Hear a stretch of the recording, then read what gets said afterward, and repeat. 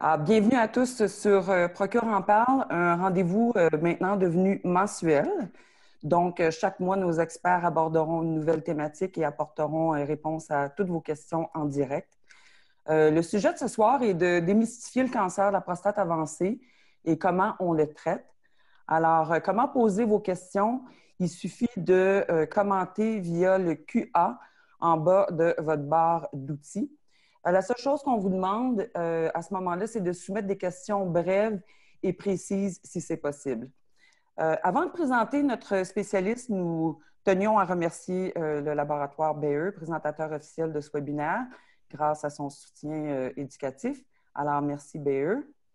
Et en ce qui a trait à notre spécialiste ce soir, eh bien, Dr. Éric Lévesque détient un doctorat en endocrinologie moléculaire, un FR-CPC en hémato-oncologie. Il est professeur titulaire à l'Université Laval, clinicien, chercheur et chef de la division en oncologie médicale à l'Université Laval également. Alors, j'aimerais tout d'abord remercier Dr. Lévesque d'avoir accepté notre invitation. Et sans plus tarder, je vais vous céder la parole. Alors, vous pouvez donc maintenant partager votre écran. Puis, la première question va finalement lancer le webinaire comme tel.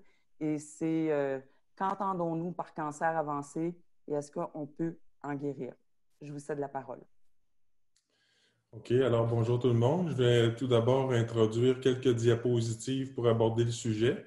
Ensuite de ça, on va prendre des questions via la plateforme. Je vous enligne.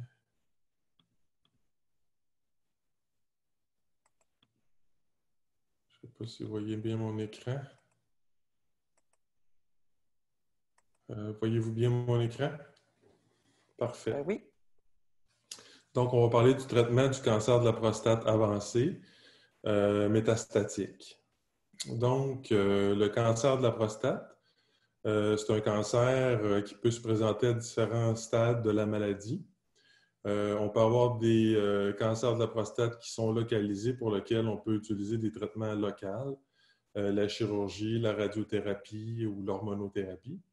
Puis on a les cancers métastatiques sur lesquels on va discuter aujourd'hui, qui peuvent se présenter d'emblée sous forme métastatique ou suite à justement une maladie qui était locale, qui a évolué en maladie métastatique. En 2020, il y a beaucoup d'options de traitement.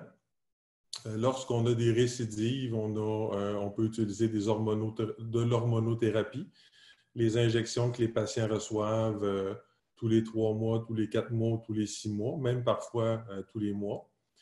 Puis lorsque ça ne fonctionne plus, qu'on a une récidive via notre APS ou via des métastases de différentes formes, sous forme ganglionnaire ou osseuse, on a de l'hormonothérapie sous forme de médicaments par la bouche, qui est de l'hormonothérapie de nouvelle génération. Ces hormonothérapies-là ont tendance à prolonger la vie, à diminuer les métastases et à faire réduire votre APS. Meilleure qualité de vie également. On a la biratérone, l'enzalutamide et des nouvelles molécules qui sont aussi en développement. On a aussi les thérapies qui ciblent les métastases osseuses pour éviter d'avoir des fractures à ces endroits-là lorsqu'on a des métastases. Puis aussi également, on a la chimiothérapie qui est une option thérapeutique en maladie avancée.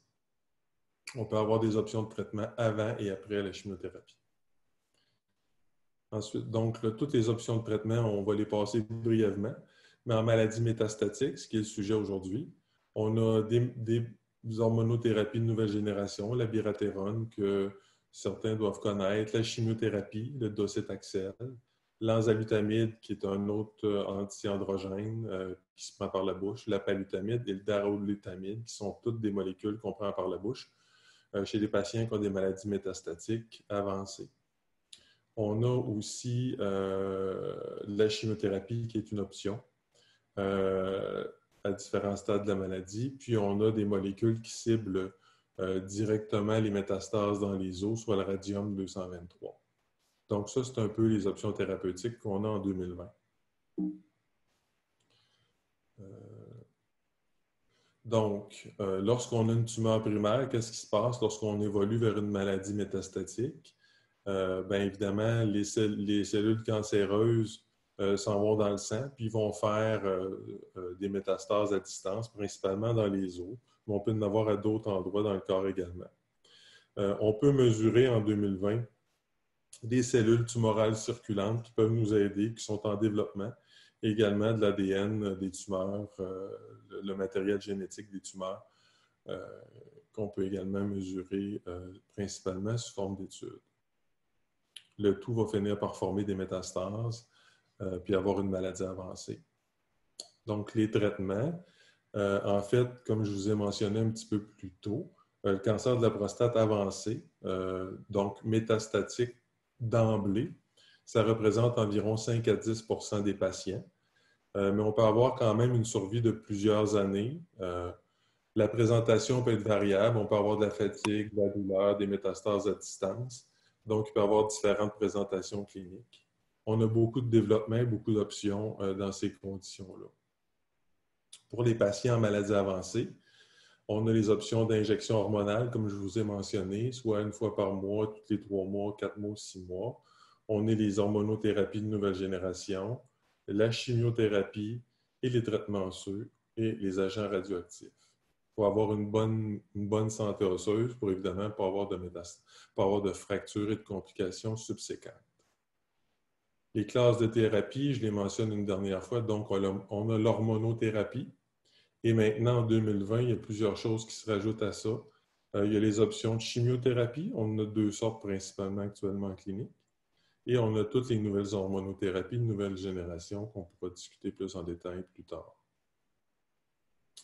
On a les traitements comme le radium-223 qui ciblent directement les métastases dans les os. Puis on a d'autres traitements qui sont en développement. Ce qu'on doit savoir, c'est que les thérapies hormonales, ils vont traiter le cancer, peu importe où il se trouve dans votre corps. Puis, il va rendre également d'autres traitements plus efficaces. Ça contrôle la progression des tumeurs, retarde l'apparition des métastases et ça retarde aussi l'apparition des symptômes. Évidemment, ça allonge la durée de vie et améliore la qualité de vie des patients. Pour les complications osseuses, bien évidemment, comme je vous ai mentionné un petit peu plus tôt, on a des médicaments qui ciblent l'os pour éviter d'avoir des fractures et des complications supplémentaires.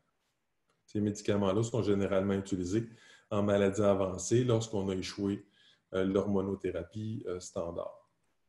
Ça retarde les complications, ça baisse la douleur et on maintient la qualité de vie.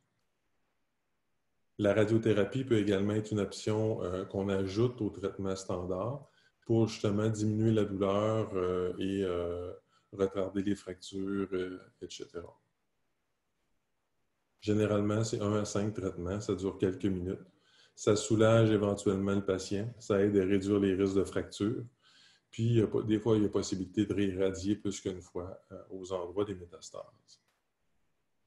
Donc, le cancer avancé, en général, on ne guérit pas de cette maladie-là, mais toutefois, en 2020, on a des options thérapeutiques de plus en plus efficaces qui nous aident à avoir une bonne qualité de vie, à prolonger la vie et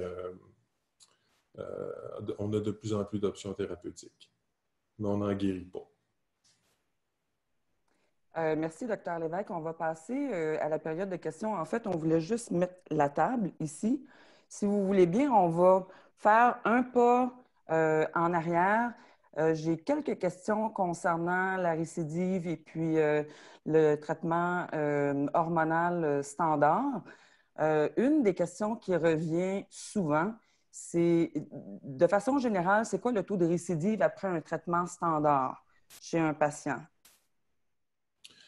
On va dire les récidives chez un patient qui a eu un traitement pour une maladie localisée ou une maladie avancée? Pour une maladie localisée. Pour une maladie localisée, en général, après une prostatectomie, par exemple, les taux de récidive, c'est autour de 25-30 au niveau de l'APS. Fait qu'on peut avoir besoin de traitements supplémentaires par la suite. OK. Puis après une radiothérapie, est-ce que... On peut avoir, là, à ce moment-là, on a un gain, on peut même guérir à cette étape-là. Là. Et puis, après une radiothérapie, si on a une récidive, à ce moment-là, on commence l'hormonothérapie? Exactement.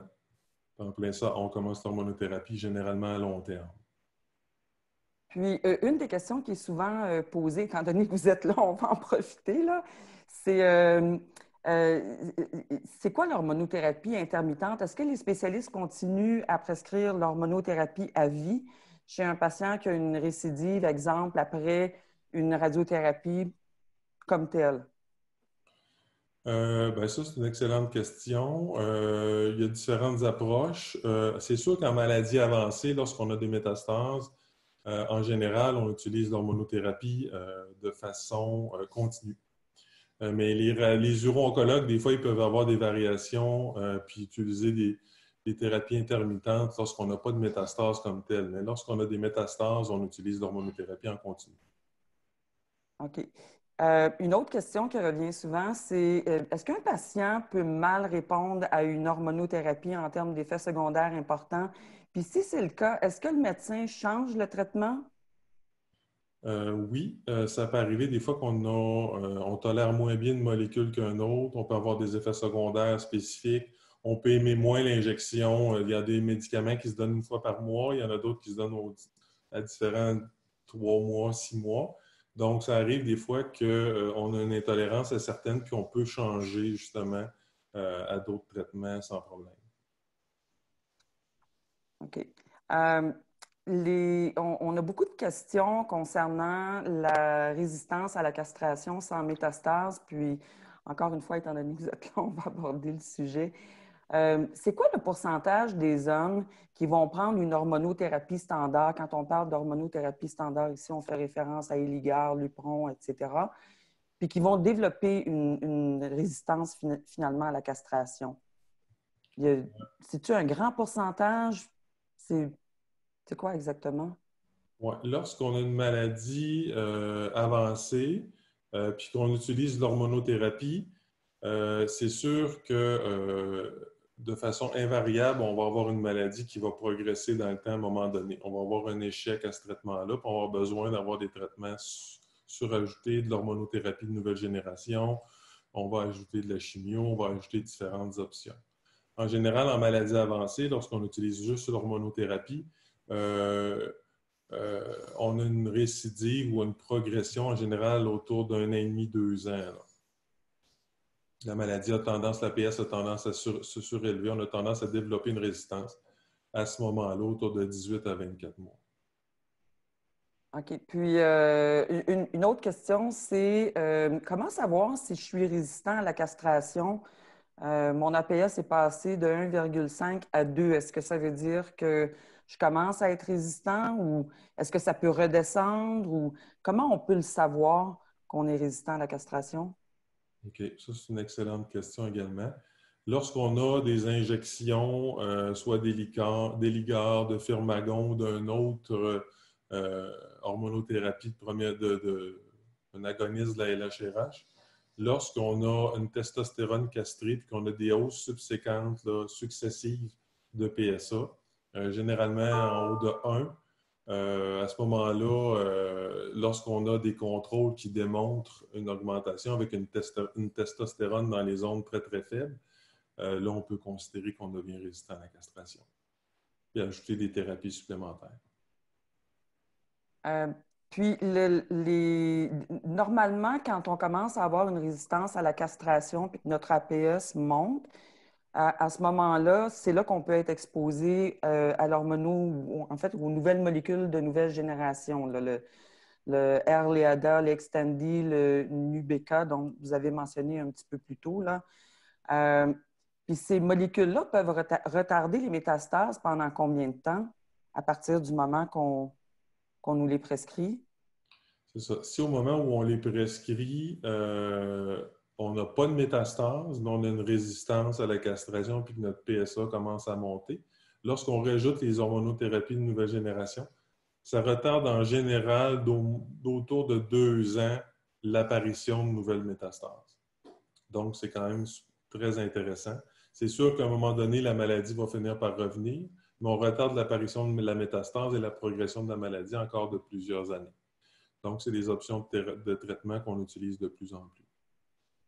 Puis, est-ce qu'on peut développer une résistance à ces molécules-là comme on peut le faire à une hormonothérapie standard? Oui. Avec le temps, encore une fois, la maladie finit par s'adapter. Puis, encore une fois, là, on va avoir une résurgence de notre PSA, puis on va développer des mécanismes de résistance, puis on va avoir une progression sous ces molécules-là. Puis, à ce moment-là, on utilise d'autres options thérapeutiques pour freiner l'évolution de la maladie.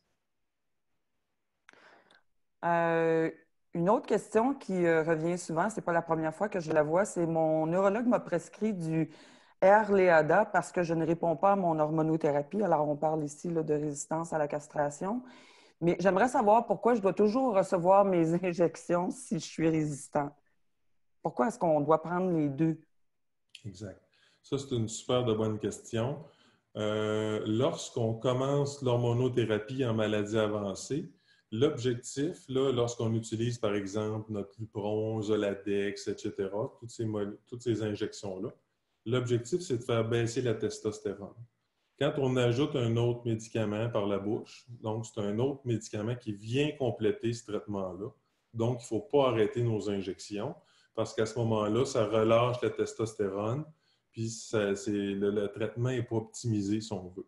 Donc, ça prend les deux ensemble. Puis lorsqu'on commence l'hormonothérapie en maladie avancée, en général, on ne l'arrête pas.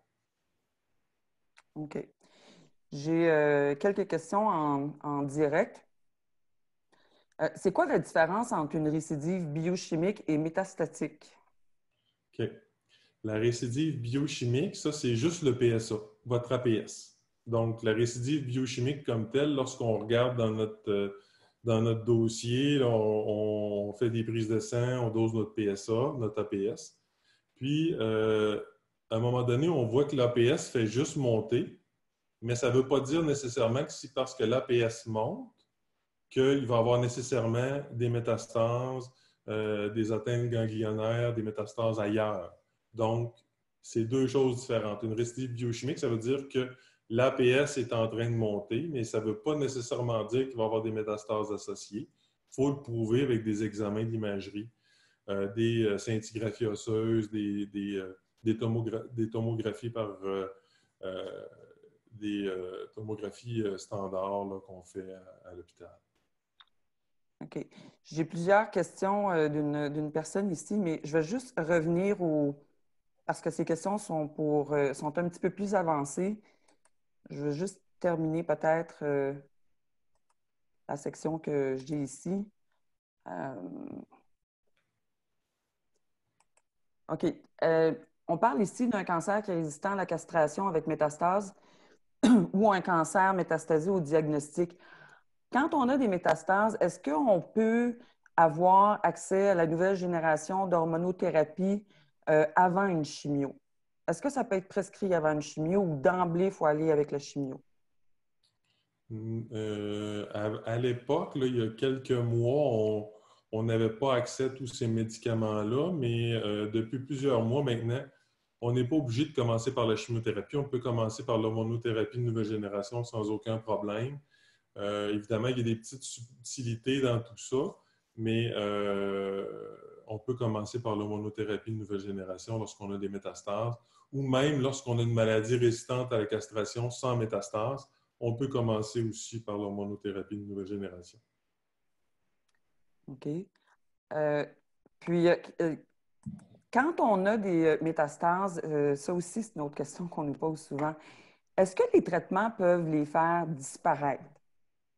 Okay. Est-ce qu'on peut avoir une scintigraphie puis voir que ça a disparu, là?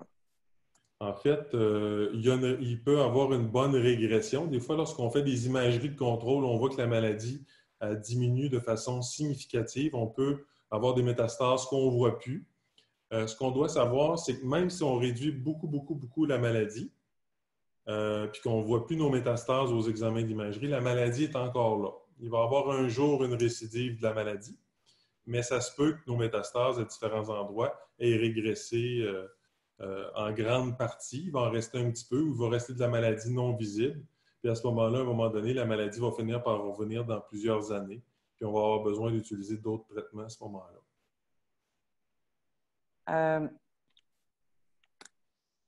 Je sais qu'à un moment donné, en raison de la COVID, il y a un patient qui nous avait appelé en nous disant que son traitement de chimio avait été interrompu alors qu'il était rendu à recevoir son troisième traitement. Est-ce que c'est grave? La durée de vie d'un traitement de chimiothérapie, en fait, là, dans un cycle, pendant combien de temps est-ce qu'on peut le mettre sur pause, excusez, sans que ça cause de préjudice aux patients? Lorsqu'on utilise la chimio, probablement que ça dépend dans quelle indication la chimio est utilisée, parce que maintenant, on utilise la chimiothérapie dans deux indications. On l'utilise en maladie nouvellement métastatique sensible à la castration, ou on l'utilise chez les patients avancés en résistant à la castration. C'est sûr que si on a une maladie sensible à la castration et qu'on commençait la chimio pour tenter de faire réduire notre maladie au maximum, avec la COVID, ben, dans certains cas, on trouvait que les risques infectieux étaient trop grands, puis les patients étaient changés à ce moment-là, l'hormonothérapie de nouvelle génération dans certains cas. Puis, lorsqu'on avait des maladies métastatiques avancées, qu'on utilisait notre chimiothérapie, bien là, des fois, ce qu'on trouvait, c'est que la maladie était bien contrôlée. Puis, dépendamment de l'âge du patient, puis du risque du risque associé à la COVID, des fois, lorsque la maladie était bien contrôlée, on pouvait prendre des pauses. Mais des fois, on peut prendre des pauses de 6, 8, 10 semaines en suivant la maladie, en s'assurant qu'elle ne progresse pas.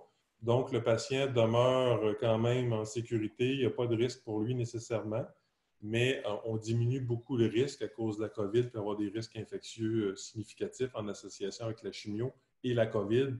C'était des risques significatifs.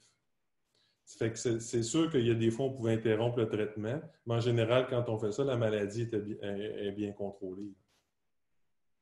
OK. Une autre question, c'est, je viens de débuter l'hormonothérapie avec la palutamide, là, le Erleada. J'ai 3 toutes petites métastases. J'en ai une dans une vertèbre dorsale, j'en ai une dans un ganglion, et puis j'en ai une autre dans une côte. Est-ce que elles sont toutes petites? Est-ce qu'à ce moment-là, on peut penser que ça pourrait disparaître et on pourrait contrôler sur le long terme le cancer de la prostate comme tel? Ben, en fait, le cancer, finalement, là, qui s'est métastasé. Bon, on va probablement le contrôler pendant un bon bout de temps, mais on n'en guérira pas comme on a dit au début. Hein. L'objectif en maladie avancée, c'est de contrôler le cancer, mais on n'est pas capable de s'en débarrasser. Donc, probablement que les 3 métastases de la personne concernée vont diminuer. Ça se peut à un moment donné qu'on ne les voit plus aux examens, que l'APS soit très, très bas, mais il va falloir suivre ça dans le temps pour s'assurer que si un jour les maladies revenaient, bien, on va l'attraper à un temps où on va pouvoir donner des traitements complémentaires. Mais c'est sûr qu'on va réduire la maladie, mais on ne sera pas capable de la faire disparaître complètement. OK. Je retourne aux questions. Quelle est votre opinion sur l'olaparib? Je suis actuellement sur le cabizitaxel. Ben ça, l'olaparib, c'est sûr que c'est des nouvelles avenues thérapeutiques qui s'en viennent. C'est certain qu'elle a l'air d'avoir une activité chez les patients qui ont des mutations particulières dans certains gènes. Donc, il faut avoir l'anomalie particulière pour en bénéficier de façon significative. En général, les molécules de ce genre-là, on les a principalement via des protocoles de recherche. Donc, c'est des avenues thérapeutiques qu'on envisage chez nos patients lorsqu'ils progressent via des lignes subséquentes. On analyse certains gènes. À ce moment-là, on vérifie s'ils peuvent être candidats pour des protocoles de recherche qui utilisent ce genre de molécules-là. Les protocoles de recherche qui existent, est-ce qu'ils sont à travers les 4 centres hospitaliers universitaires ou bien donc à travers le Québec, un patient qui serait candidat, est-ce qu'il doit se déplacer ou il peut sensiblement là, rester à Montréal, à Québec, à Sherbrooke ou... Bien, en général, ça peut arriver qu'il y ait des petites différences dans les protocoles de recherche. Là, je n'ai pas vérifié dans les autres centres, mais en général, c'est des options thérapeutiques qui sont souvent disponibles ailleurs aussi. J'ai des protocoles internationaux la plupart du temps. Donc, mais des fois, il faut s'informer parce qu'il peut y avoir des petites variantes entre les centres universitaires. OK. Autre question, j'ai des métastases osseuses et mes ganglions de la région des reins vers le sacrum sont atteints. Vous allez peut-être résumer exactement ce que ça veut dire, ça. Mais la question ici, c'est quoi les probabilités là, que ça commence à se propager ailleurs? Là, exemple, foie, poumon ou encore dans une région plus éloignée? Euh, ben, ça dépend des options de traitement qu'on utilise. En général, ça peut évoluer dans les os, mais dans le foie, c'est assez rare. Dans le poumon aussi, mais ça arrive également. C'est moins fréquent. Généralement, c'est dans les os, dans les ganglions, mais après ça, ça peut se propager à ces endroits-là aussi. Mais si on utilise d'hormonothérapie générative, on essaie de contenir la maladie où elle est là, mais à un moment donné, comme je vous ai mentionné, ça va finir par se propager davantage dans les os ou ailleurs. Puis plus on utilise des traitements, ben, généralement, la maladie finit toujours par échapper aux options thérapeutiques. Puis dans un cas comme celui-ci, s'il est sous chimiothérapie, que son APS est stable, est-ce qu'on peut penser à ce moment-là que il y a d'autres avenues, des études cliniques qui vont ouvrir, qui vont pouvoir euh, finalement être une option? Ben, ça dépend si le patient a reçu de l'hormonothérapie. Ça, c'est sûr que ça fait partie du traitement en fait de base. Après ça, s'il a reçu de l'hormonothérapie de nouvelle génération, après ça, on regarde pour la chimiothérapie. On a deux sortes de chimiothérapie qu'on peut utiliser une après l'autre. Ensuite de ça, s'il n'y a pas de métastase, par exemple, en dehors des os, on peut utiliser le radium 223. Puis après ça, il faut aller dans les protocoles de recherche pour ajouter des options thérapeutiques à ces patients-là. Pouvez-vous en parler des protocoles de recherche qui existent, qui sont vraiment intéressants? Y en a-t-il plusieurs? Y a-t-il plusieurs avenues là, qui sont en train de se présenter justement à nous puis aux patients? Oui, il y a plusieurs choses qui sont en développement. Il y a on est en train de tester si l'immunothérapie peut avoir un rôle significatif dans le cancer de la prostate. Ça, les résultats devraient éventuellement devenir disponibles. On est en train d'évaluer aussi, comme on a mentionné tantôt, les médicaments comme l'olaparib dans différentes études. Si ça peut être une option thérapeutique supplémentaire. Il y a aussi des données publiées là-dessus qui supportent l'utilisation de ces médicaments-là. Il y a des nouvelles thérapies en médecine nucléaire aussi qui s'en viennent, qui visent à cibler particulièrement le cancer de la prostate, avec des nouveaux marqueurs en médecine nucléaire, par exemple, si on veut rester relativement simple, là. Mais ça, c'est les avenues thérapeutiques qui s'en viennent. OK. Euh, bougez pas. Il y a plusieurs questions sur l'immunothérapie. Euh, Pouvez-vous élaborer un petit peu plus sur l'immunothérapie? Parce que on a effectivement beaucoup de questions ici. Je pense que les gens veulent comprendre dans le temps, on parle de quoi, ça ressemble à quoi comme traitement? Est-ce que d'emblée, à un moment donné, ça va être vraiment accessible à plusieurs patients? Est-ce que vous pouvez élaborer un petit peu là-dessus, docteur Lévesque?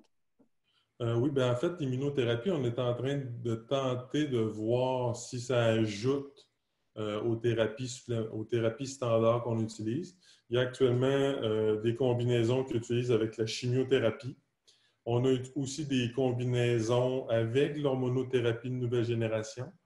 Euh, donc, c'est l'ajout de l'immunothérapie, donc qui stimule le système immunitaire du patient à aller attaquer la tumeur en utilisant déjà une autre molécule qui est active, donc l'hormonothérapie de nouvelle génération ou la chimiothérapie. Puis ça, c'est toutes des études qui sont en cours actuellement, des études internationales.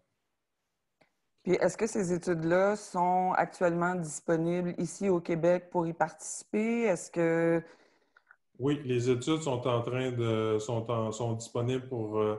C'est sûr qu'avec la COVID, il y a eu des délais, là, mais les études actuellement avec l'immunothérapie, l'hormonothérapie, c'est toutes des options thérapeutiques qui s'en viennent. Puis Mais il faut évidemment participer dans les protocoles de recherche parce qu'on cherche à savoir si ça va ajouter au traitement standard. OK, j'ai une autre question pour vous. Si j'ai une métastase au foie, ou en fait, si une métastase au foie a lieu, OK, si on en retrouve une, est-ce qu'on peut l'opérer? On peut-tu l'enlever OK. en faisant une opération? Oui, c'est une bonne question, ça. On se fait poser cette question-là souvent en clinique. En général, lorsqu'on a un cancer de la prostate ou qui donne une métastase dans un autre organe, dans le foie ou dans le poumon, euh, on n'a pas d'évidence que d'enlever la métastase va prolonger significativement la vie du patient. Donc, ce n'est pas une avenue thérapeutique qu'on fait là, actuellement en clinique. Là. On n'enlève pas la métastase, à moins d'avoir un cas exceptionnel, là. Mais en général, ce n'est pas des choses qu'on fait couramment parce que ça change.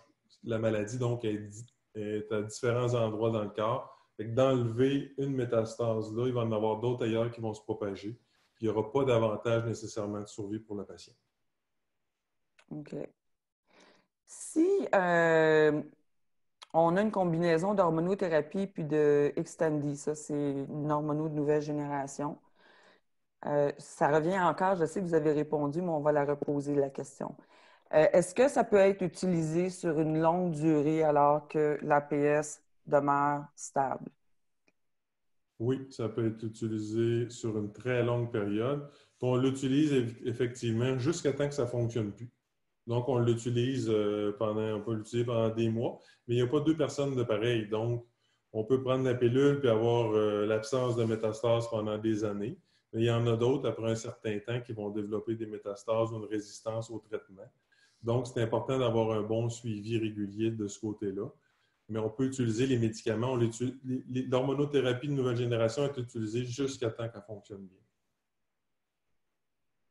OK. Puis est-ce que vous avez vu des cas où les patients vivaient, Plusieurs quand vous années. dites plusieurs années, là, est-ce qu'on peut parler de, si tout va bien, une dizaine d'années? Est-ce qu'on peut parler de peut-être même décéder d'une autre complication, d'une autre maladie, d'une autre...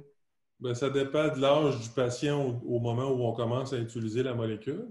En général, on peut vivre des années.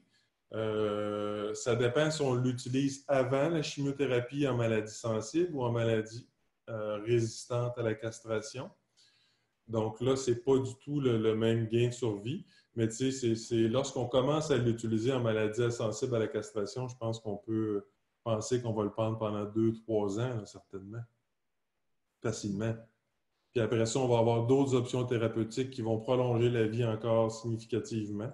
Fait que, tu sais, c'est lorsqu'on a un nouveau diagnostic de maladie avancée, ben, on a plusieurs lignes de traitement qui nous font traverser plusieurs années. Mais ça dépend évidemment de chaque réponse. Ça va dépendre de la réponse à chacune des options de traitement, ce qui va faire qu'on va vivre plusieurs années ou moins. Si on ne répond pas au traitement, on va vivre moins longtemps. Si on est réfractaire à toutes nos lignes de traitement versus si on prend 3, 4 ans, par exemple, l'enzalutamide ou le Xtandi. Mais c'est vraiment variable d'un patient à l'autre. OK. Je vais revenir à mon document.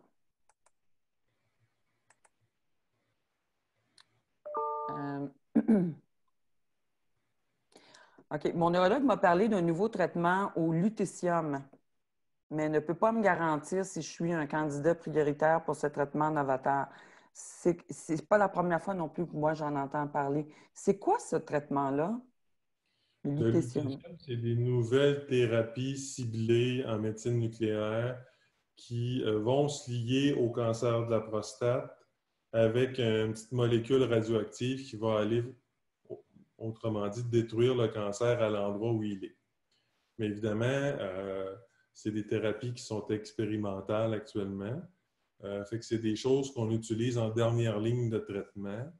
Puis c'est pas disponible c'est pas disponible, on peut pas c'est pas tout le monde qui peut en bénéficier. Mais évidemment, c'est des options thérapeutiques, comme je vous disais tantôt, qui s'en viennent de plus en plus, là. Mais il y a quelques patients qui répondent aux critères et qui peuvent parfois avoir la lutétia.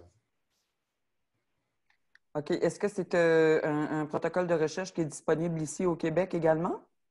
Non, ce n'est pas un protocole de recherche. Des fois, c'est des programmes d'accès spéciaux qui sont disponibles. OK. Il n'y a pas de protocole de recherche. Ben, il y a des protocoles de recherche, mais lorsqu'on utilise le médicament, c'est des programmes d'accès. Mais évidemment, c'est pas des thérapies qui sont vraiment encore approuvées et distribuées pour tous, là. OK. Euh, j'ai une question pour vous. Est-ce que, c'est parce qu'on a parlé de médecine nucléaire, est-ce qu'il existe des tests IRM plus précis qu'un scan pelvien ou une scintigraphie osseuse pour voir vraiment l'emplacement de la récidive? Oui, c'est ce qu'on appelle des tomographies par émission de positrons. Ça c'est encore une fois des imageries plus poussées en médecine nucléaire. Il y en a avec différents types de ce type d'imagerie-là. Mais c'est des imageries qu'on utilise à l'occasion pour savoir plus précisément le cancer est rendu à quel endroit lorsqu'on n'a pas l'information avec nos imageries conventionnelles. Euh, quand on a un cancer avancé, est-ce qu'on peut dire que l'APS est un marqueur vraiment précis de ce qui se passe? Euh, c'est sûr que l'APS nous aide beaucoup. C'est un marqueur, c'est important de le quantifier à chaque fois. Mais c'est sûr que plus la maladie avance, des fois l'APS est un petit peu moins spécifique. C'est pour ça qu'il faut faire des imageries en association avec notre APS pour nous assurer qu'il y a toujours une bonne concordance entre les deux. En général, lorsque l'APS baisse, ça veut dire que ça répond bien. Lorsque l'APS monte, ça veut dire que ça va moins bien. Mais ça arrive qu'en avançant dans la maladie, il y a la spécificité ou la précision de cet examen-là peut diminuer, de ce test biochimique-là. Donc, c'est important de l'adjoindre avec d'autres examens, des imageries, parce qu'il y a une proportion de patients chez qui la fiabilité va être beaucoup moins grande. Est-ce que vous pouvez nous parler du radium 223 où on a eu plusieurs questions à savoir exactement à partir de quand on pouvait voir une amélioration? Est-ce qu'à travers, d'abord, le cycle est de combien de temps? Puis après combien de temps est-ce qu'on fait des tests pour voir si on répond bien ou non quand on est sur ce traitement-là? Puis qu'est-ce qu'il fait exactement dans les os? Ben, le radium, c'est un médicament qui va cibler l'os. Donc, lorsqu'on a des métastases ailleurs dans le foie, dans les ganglions, ce n'est pas un genre de traitement qu'on préconise. On ne l'utilise pas parce qu'il cible de façon préférentielle l'os. C'est un traitement qui est donné en médecine nucléaire. C'est une injection par mois. Idéalement, on vise à faire 6 mois de traitement, donc 6 injections. Lorsqu'on utilise le radium 223, dans un cas comme ça, on sait que l'APS est moins fiable, donc on utilise d'autres choses, d'autres variables. Puis des fois, ce qu'on peut faire, c'est qu'à la moitié des traitements, si on a un doute sur la réponse ou des nouvelles douleurs ou des nouvelles métastases, on peut faire des scintigraphies osseuses ou des scans pour voir si la maladie progresse ou pas. Évidemment, à la fin des traitements, on en fait également, parce que ça arrive des fois que la maladie peut progresser pendant le traitement. Mais en général, c'est une injection par mois pendant 6 mois, puis on suit avec des prises de sang régulièrement pour voir l'évolution de tout ça. Est-ce que ce traitement-là peut faire fondre les tumeurs? Ça revient souvent, cette question-là. Oui, en fait, tous les traitements peuvent faire fondre les tumeurs. C'est juste que des fois, ça n'agit pas à tous les endroits exactement de la même façon. Mais oui, ça peut faire fondre la tumeur. En général, ça peut même enlever la douleur. Fait que l'objectif principal, puis ça prolonge la vie également, comme tous les autres traitements. Donc, on améliore la qualité de vie, on diminue la douleur, puis en fait, on prolonge la vie des patients avec ça. Puis c'est pas des traitements en général en médecine nucléaire très difficiles, c'est une injection une fois par mois, là. Fait que c'est pas des traitements très, très compliqués, très difficiles. Est-ce qu'un patient peut mal répondre à une injection de radium 223? On a eu un appel la semaine dernière nous indiquant là, qu'il y avait eu énormément de douleurs. Puis la douleur, bien, finalement, il s'était fait prescrire là, des antidouleurs pour passer à travers son traitement.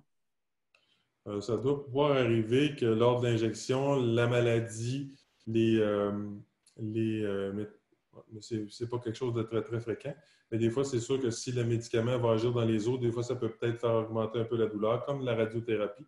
Et après ça, avec le temps, finir par faire diminuer euh, les symptômes du patient. Mais c'est quand même quelque chose de très, très rare. OK. En général, c'est très, très bien toléré. On a eu deux questions par rapport à la thérapie radionucléide. Est-ce que vous en savez quelque chose? On a deux patients qui nous ont appelés pour nous en parler, puis honnêtement, disons que je n'étais pas tout à fait au courant. Ça, c'est des nouvelles thérapies, un peu comme le lutécium, dans le fond. C'est des nouvelles thérapies qui visent à cibler le cancer, mais c'est tout en recherche maintenant. C'est toutes des choses de recherche. Ça vise à cibler la tumeur comme telle, puis à donner de la radiation au niveau de la tumeur. Fait que c'est le même principe un peu que... C'est ça, c'est le même principe. Ça vise la tumeur, ça lie la tumeur, puis ça vise à éradier la tumeur. C'est des radioligands. Ça lie, puis ça fait de la radiothérapie, de la radiation autour de la tumeur. Mais c'est des choses qui sont en développement. OK. Quelles seraient les causes pour arrêter une chimiothérapie comme le cabazitaxel? Les raisons, Oui.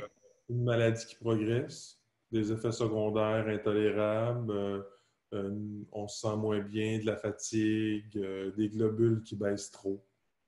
Ça ressemble pas mal à ça. Donc, la tolérance au traitement, le traitement qui ne fonctionne plus, c'est généralement les causes qui nous font arrêter le traitement. Est-ce que c'est la même chose pour l'autre chimiothérapie qui est le docétaxel? Oui. Fait que c'est vraiment la tolérance. Si les gens ne tolèrent pas, évidemment, on baisse nos doses. Si, évidemment, il y a une tolérance encore qui n'est pas adéquate, où les gens développent des infections, sont hospitalisés, ils ne mangent plus, ont beaucoup d'effets secondaires, là, c'est sûr que soit qu'on change la thérapie ou qu'on l'arrête. Puis l'autre option, c'est quand ils tolèrent très bien, si la maladie progresse, encore une fois, on l'arrête. Est-ce qu'on peut avoir la chimio avec, exemple, docétaxel, passer à l'autre type de chimio, puis si on ne répond pas, revenir au docétaxel? Euh, Ça, c'est pas fréquent, c'est pas des choses fréquentes, mais si on a eu une super réponse à un traitement, généralement, quand on utilise le docétaxel, après, si on a une bonne réponse, on peut même réutiliser le docétaxel une deuxième fois. Puis là, lorsque le docétaxel ne fonctionne pas, on sait que l'autre a été démontré efficace, donc on utilise l'autre chimio par la suite. Mais évidemment, ça dépend de la réponse à chacune des chimios. Là, c'est une décision par patient de voir si on a eu une réponse significative. Est-ce qu'on le réessaye? Est-ce que la tolérance était meilleure? Est-ce que la réponse était meilleure? Mais en général, lorsqu'on change de chimiothérapie, c'est parce qu'elle ne fonctionne plus. L'autre ne fonctionnait pas suffisamment. OK.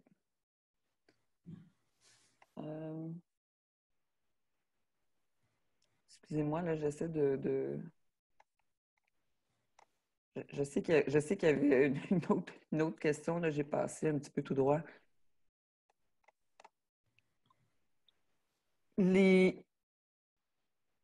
Quand est-ce qu'un patient devrait demander une référence en oncologie ou bien donc passer d'un neurologue à un neurologue oncologue? Il y a beaucoup de patients qui nous appellent, ils sont suivis par des urologues, mais ils ont une maladie avancée, ils nous posent beaucoup de questions, puis des fois, on se dit euh, peut-être que ça vaudrait la peine qu'il y ait une référence ou qu'ils aillent chercher une deuxième opinion. Comment est-ce qu'on peut guider ces patients-là lorsqu'ils nous appellent, puis on sait qu'ils ont un cancer très avancé, mais l'urologue est très bon, mais il est plutôt ferré en chirurgie. Ben, c'est sûr qu'en maladie avancée qui se présente de novo, donc un nouveau diagnostic de maladie avancée,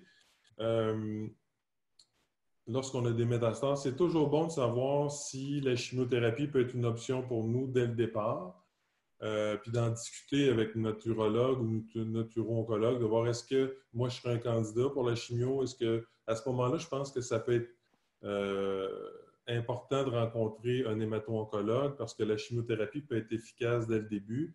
Puis c'est important de bien séquencer les options de traitement. C'est sûr que si on n'est pas, si l'urologue ou l'uro-oncologue juge qu'on n'est pas candidat à la chimiothérapie, bien à ce moment-là, on peut tout de suite commencer les traitements standards d'hormonothérapie standard et de nouvelle génération. Puis à ce moment-là, ils peuvent nous référer ensuite si c'est le tout se complexifie pour savoir s'il y a d'autres options de traitement. Mais c'est sûr que s'ils jugent d'emblée que la personne n'est pas apte à recevoir de la chimiothérapie, effectivement, ce n'est pas nécessaire. Mais je pense qu'en maladie métastatique, de nouveau, si on veut avoir une opinion avec un oncologue, je pense que ça peut être une option aussi. Quand un ganglion est atteint, est-ce qu'on parle de métastase? Est-ce qu'on parle d'un cancer métastasé? Ça dépend à quel endroit il se situe, le ganglion. S'il est autour de la prostate, on appelle ça une maladie régionale. Mais par exemple, on a une métastase dans le cou, là, c'est rendu une métastase. Okay? Donc, ça dépend de la distance de la prostate. Donc, on peut avoir une maladie régionale. Donc, là, c'est sûr que c'est une métastase ganglionnaire, mais à ce moment-là, il peut y avoir une possibilité de guérison si la maladie est vraiment très, très localisée. Là. Mais sinon, en général, lorsqu'on a des métastases à distance, il faut que ça soit plus loin. Là. On veut simplifier le tout. Là. Donc, à partir du moment qu'on a des métastases dans les ganglions, en fait, on appelle ça une maladie régionale. Ça dépend à l'endroit où les ganglions sont situés. Là. Oui, autour de la prostate, là, vraiment là, à côté.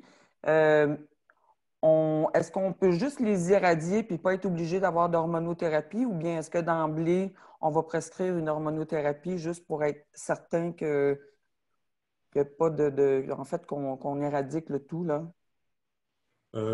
Ça, c'est plus des discussions que les uro-oncologues ont avec les radio-oncologues.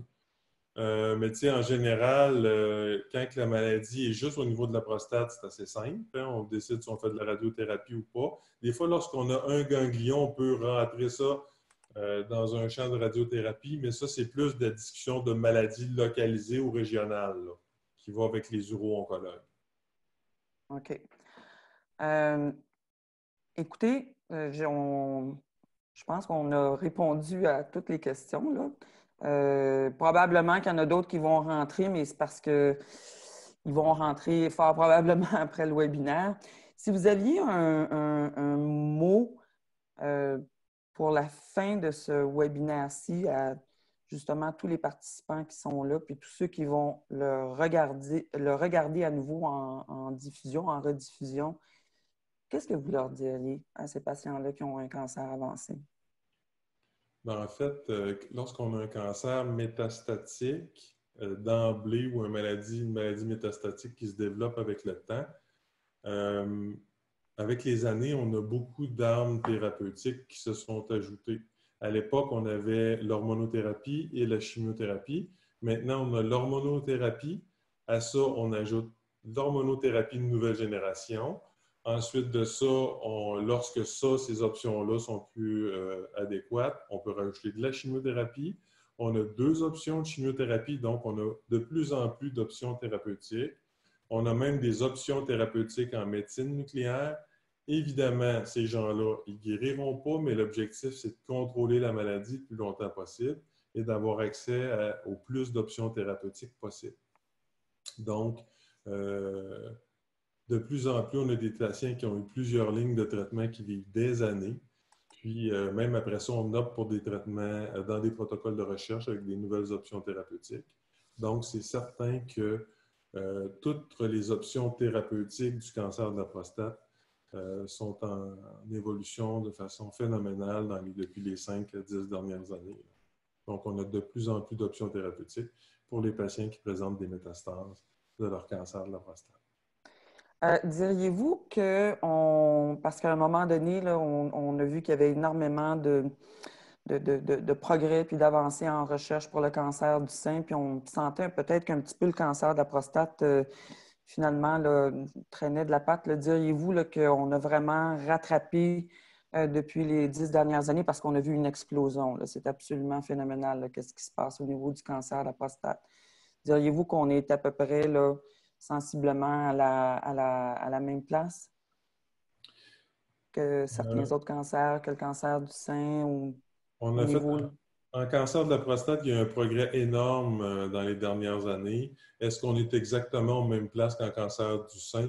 C'est sûr qu'en cancer du sein, on a beaucoup d'options, probablement encore plus qu'en cancer de la prostate, mais on tend à avoir une grande amélioration des options thérapeutiques de façon phénoménale. On comprend mieux la maladie, on comprend mieux les mécanismes de progression, on comprend de mieux en mieux les mécanismes, on essaie de mieux comprendre les mécanismes de résistance. Puis, on développe différents types thérapeutiques. L'hormonothérapie de nouvelle génération en est un exemple. C'est une meilleure compréhension du cancer de la prostate en général qui permet d'avoir ces avancées thérapeutiques-là. Donc, il y a un grand gain qui a eu dans les dernières années au niveau scientifique dans le cancer de la prostate. C'est vraiment encourageant. Alors, écoutez, on va conclure le webinaire. Je tenais à vous remercier infiniment. Merci d'avoir accepté l'invitation et évidemment là, de nous avoir prêté là, votre précieux temps. C'est extrêmement apprécié, comme je le disais. Pour ce qui est des participants, écoutez, votre opinion compte. Quand vous allez quitter la web diffusion, évidemment, vous êtes invité à remplir un sondage. Vous allez voir ce qu'on appelle un pop-up.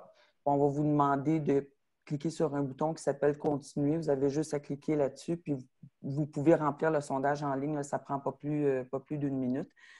On aimerait également remercier, évidemment, Bayer, qui a rendu ce webinaire et cette soirée possible. Docteur Lévesque, encore une fois, je pense que ce que je retiens beaucoup de la présentation que vous avez faite, des réponses que vous avez données, c'est qu'il y a eu, puis ça c'est important pour tous ceux qui ont un cancer avancé, puis tous les participants, c'est que, il y a de l'espoir. Il y a eu une explosion au niveau des avancées en recherche depuis les 10 dernières années. Oui, c'est vrai que rendu à un certain stade, on ne peut pas en guérir, mais on peut le contrôler.